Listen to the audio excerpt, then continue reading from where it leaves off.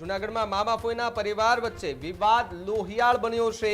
40 વર્ષીય ઇમ્તિયાઝ મહિડાનું સારવાર મળે તે પહેલા જ મોત નીપજ્યું। ઇમ્તિયાઝ મહિડા પર લોખંડની પાઇપથી હુમલો કરાયાનો આરોપ લગાવવામાં આવ્યો।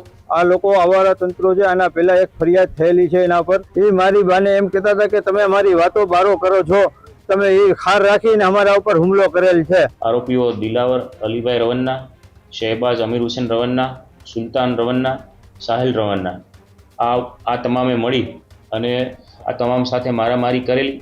ઉપરાંત એ સમયે આરોપીના પરિવારના અન્ય મહિલા સભ્યો પણ ત્યાં હાજર હોય। મોહરમનો તહેવાર હોય, આ નિમિત્તે પણ અન્ય મહેમાનો પણ ત્યાં હાજરી હોય। આ અન્ય લોકોએ છે તેમને દૂર કરેલા। આ ગુનામાં છે એ મામા ફઈના એકદમ નજીકના પરિવારના સભ્યો જ હોય અને શંકાના આધારે પરિવારની વાતો બહાર ફેલાવાના એવા નજીવી સામાન્ય બાબતમાં આ ઝઘડો થતાં આ બનાવ છે હત્યા સુધી પહોંચેલો છે।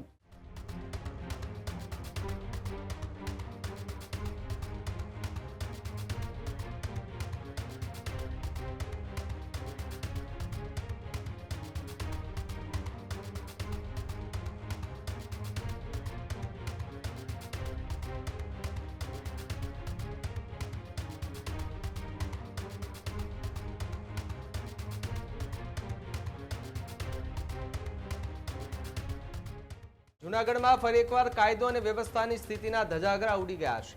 જી હા, જૂનાગઢમાં મામા ફોઈના પરિવાર વચ્ચે વિવાદ લોહિયાળ બન્યો છે। કૌટુંબિક જાસૂસીની શંકામાં શરૂ થયેલી માથાકૂટે આખરે હત્યાનું સ્વરૂપ ધારણ કર્યું। 40 વર્ષીય ઇમ્તિયાઝ મહિડાનું સારવાર મળે તે પહેલા જ મોત નીપજ્યું। વિવાદની શરૂઆત 19 જૂને નજીવી શંકાની બાબતને લઈને થઈ હોવાની વાત સામે આવી। જ્યારે એક મહિલાએ બીમાર સંબંધીની ખબર પૂછવા જતા બોલાચાલી થઈ। ઘરની જાસૂસી અને ખાનગી વાતો ફેલાવવાના આક્ષેપો કરાયા, જે 22 જૂનની રાત્રે મોહરમ દરમિયાન ફરીથી મારામારી વધુ ઉગ્ર બની હતી। ઇમ્તિયાઝ મહિડા પર લોખંડની પાઇપથી હુમલો કરાયાનો આરોપ લગાવવામાં આવ્યો। માથાના પાછળના ભાગે ગંભીર ઈજા પહોંચતા ઇમ્તિયાઝની તબિયત લથડી હતી। સમાજના આગેવાનોની મધ્યસ્થીથી શરૂઆતમાં સમાધાન પણ થયું હતું। સમાધાન બાદ પરિવાર દ્વારા તાત્કાલિક પોલીસ ફરિયાદ નોંધાવાઈ। 24 જૂને માથામાં અસહ્ય દુખાવો થતા ઇમ્તિયાઝ મહિડાનું મોત થતા આખો આ મામલો જે છે તે હત્યામાં પરિણમ્યો હતો। પોસ્ટમોર્ટમમાં માથાના ભાગે ગંભીર આંતરિક ઈજા હોવાનું સામે આવ્યું છે। જૂનાગઢ એ ડિવિઝન પોલીસે હત્યાનો ગુનો નોંધીને કાર્યવાહી હાલ તો જે છે તે શરૂ કરી છે। એટલે કે મોહરમ જેવા પવિત્ર તહેવાર દરમિયાન આ મારામારીનો કેસ હત્યામાં પરિણમ્યો છે। 40 વર્ષીય ઇમ્તિયાઝ મહિડાનું સારવાર મળે તે પહેલા જ મોત નીપજતા જૂનાગઢ ભરમાં ચકચાર મચી જવા પામી છે। હાલ તો પોલીસે અલગ અલગ દિશાઓમાં તપાસ હાથ ધરી છે। અલગ અલગ વ્યક્તિઓના સ્ટેટમેન્ટો લેવામાં આવી રહ્યા છે। સમાજના આગેવાનો જે મધ્યસ્થી કરીને સમાધાન કરવાના પ્રયાસો કર્યા હતા, તેમની સાથે પણ તેમના પણ નિવેદનો પોલીસ આગામી સમયમાં નોંધે તેવી સંભાવનાઓ જોવા મળી રહી છે। ત્યારે ઇમ્તિયાઝ મહિડાના જે પરિવારજનો છે તેમના દ્વારા એક માંગ કરવામાં આવી છે કે અમારો જે દીકરો છે તેમના પર ઘાતકી રીતે હુમલો કરી અને તેમની હત્યા કરવામાં આવી છે। જો કે હાલ તો પોલીસે અલગ અલગ ગુનામાં અલગ અલગ કલમો હેઠળ ફરિયાદ નોંધી અને કાર્યવાહી જે છે તે તેજ કરી છે। 22 તારીખના રોજ બનાવ બનેલ મારા ભાઈ ઉપર, મારા ઘર ઉપર મારા હુમલો કરેલ છે, મારા પરિવાર ઉપર। આ લોકો આવારા તંત્રો છે। આના પહેલા એક ફરિયાદ થયેલી છે એના પર 20 દિવસ કે મહિના દિવસ પહેલા। એ લોકોનો આતંક છે માતરી રોડ ઉપર ને મારા ભાઈને મારેલ, મારા છોકરાઓને મારેલ, એને પર ઈજા થયેલ। એ મારી બાને એમ કહેતા હતા કે તમે અમારી વાતો બારો કરો છો, તમે એ ખાર રાખીને અમારા ઉપર હુમલો કરેલ છે। એ મારા ભાઈને છે ને માથામાં મારી દીધેલ છે। શહેબાજ અમીર હુસેનભાઈ રવન્ના, દિલાવર અલીભાઈ રવન્ના ને એના ભાઈઓ હતા। શહેબાજના ભાઈ સુલતાન હતો, સાહિલ હતો। અને અમને વારંવાર સમાધાન કરેલ, અમને ધમકીઓ આપેલ, અમારા પર પ્રેશર હતું, અમે સમાધાન કરેલું હતું। એના હિસાબે પ્રેશરના હિસાબે અમે સમાધાન કરેલ। અમને ધમકીઓ આપતા હતા કે અમે આમ કરી નાખશું ને આમ કરી નાખશું, રમજાન મોહરમ પછી તમારો વારો જ છે ને। એના હિસાબે અમે સમાધાન કરેલ છે। અમે નાના માણસો છે સાહેબ, અમે ક્યાં જાઉં? અમે એની બીકના મારે એનું સમાધાન કરેલ છે સાહેબ। કાલે મારા ભાઈને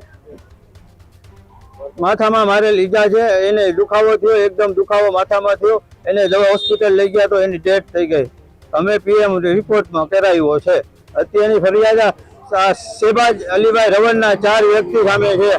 જુનાગઢ શહેર એ ડિવિઝન પોલીસ સ્ટેશનમાં ગઈકાલે રાત્રે જે હત્યાના બનાવ બાબતે ફરિયાદી મોહમ્મદ ઇલિયાસભાઈ મોહમ્મદ હુસેનભાઈ મૈડાએ ફરિયાદ આપેલી, જે અંતર્ગત તેમના ભાઈ ઇમ્તિયાઝ મૈડાને મરણ ગયેલા અને તેમના સિવિલ હોસ્પિટલમાં પીએમ કરાવવામાં આવેલું. આ બાબતે ફરિયાદીના જણાવ્યા મુજબ ગઈ 19 જૂનના રોજ તેના ફઈ ફાતમાબેન માંગરોળથી અહીંયા તેમનો જે દીકરો છે અમીર હુસેન તેમના ઘરે જુનાગઢ આવેલા અને માતરી રોડ ઉપર આ ફરિયાદીને આરોપીઓ બધા નજીકમાં રહેતા હોય. તો આ બાબતે છે એ ફરિયાદીના મધર છે એ ખબર કાઢવા ગયેલા, જે અંગે આ અમીર હુસેનને એવું લાગેલું કે તેમના ઘરની જાસૂસી કરવા માટે આવેલા અને પરિવારની વાતો છે એ બહાર કરે છે. ત્યાં આ મનદુખ રાખી ગઈ તારીખ 22 જૂનના રોજ રાત્રિના સમયે આરોપીઓ દિલાવર અલીભાઈ રવન્ના, શહેબાજ અમીર હુસેન રવન્ના, સુલતાન રવન્ના, સાહિલ રવન્ના આ તમામે મળી અને ફરિયાદીના ભાઈ ઇમ્તિયાઝભાઈ મૈડા, આ ઉપરાંત અન્ય સાહેદો રેહાન, ફરહાન તથા જુફિયાન આ તમામ સાથે મારામારી કરેલી. આ ઉપરાંત એ સમયે આરોપીના પરિવારના અન્ય મહિલા સભ્યો પણ ત્યાં હાજર હોય. મોહરમનો તહેવાર હોય, આ નિમિત્તે પણ અન્ય મહેમાનો પણ ત્યાં હાજરી હોય. આ અન્ય લોકોએ છે તેમને દૂર કરેલા. વધુમાં આરોપી નંબર 2 શહેબાજ અમીર હુસેન રવન્નાએ મરણ જનાર જે ઇમ્તિયાઝ છે તેમને માથાના ભાગે લોખંડની પાઇપ વડે જીવલેણ હુમલો કરેલો. 22 તારીખના બનાવ બાદ આ બંને પક્ષે છે જુનાગઢ સિવિલ હોસ્પિટલમાં દાખલ થયેલા, પરંતુ આ મામા ફઈનો એક પારિવારિક મામલો હોય તેથી અન્ય વડીલોએ આ બાબતે સમાધાન કરાવતા પોલીસ ફરિયાદ કોઈ કરેલી નહીં.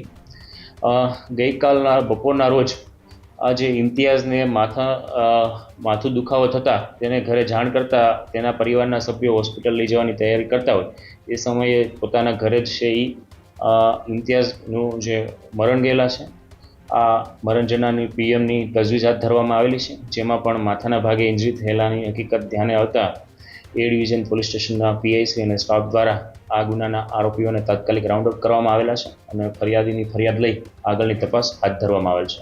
સર, આમાં કોઈ આરોપીઓનો ગુનાહિત ઇતિહાસ અને આ પહેલા પણ આ લોકોની કે માથાકૂટ કે અગાઉ કોઈ માથાકૂટ આ પહેલા બનેલાનું ધ્યાને આવેલ નથી, પરંતુ આ ગુનામાં છે એ મામા ફઈના એકદમ નજીકના પરિવારના સભ્યો જ હોય અને શંકાના આધારે પરિવારની વાતો બહાર ફેલાવાના એવા નજીવી સામાન્ય બાબતમાં ઝઘડો થતાં આ બનાવ છે હત્યા સુધી પહોંચેલો છે, જેમાં જે દિલાવર અલીભાઈ રવન્ના છે તેના વિરુદ્ધ અગાઉ મારામારીનો ગુનો દાખલ થયેલો છે.